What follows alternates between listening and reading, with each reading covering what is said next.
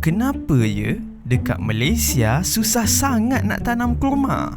Ramai ingat kurma ni memang pokok Arab je, macam eksklusif untuk Timur Tengah. Malaysia tanam mesti tak jadi.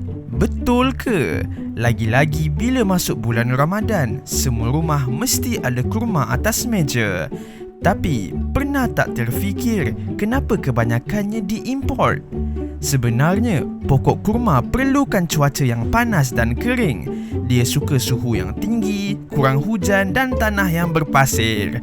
Malaysia pula, panas memang panas, tetapi lembap dan hujan hampir sepanjang tahun.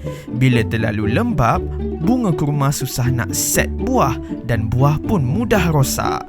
Bukan tak boleh tanam langsung, boleh je. Cuma hasil dan kualiti dia tak sama macam kawasan gurun. Macam jemur baju dalam bilik air, memang dia akan kering, tetapi lambatlah jawabnya.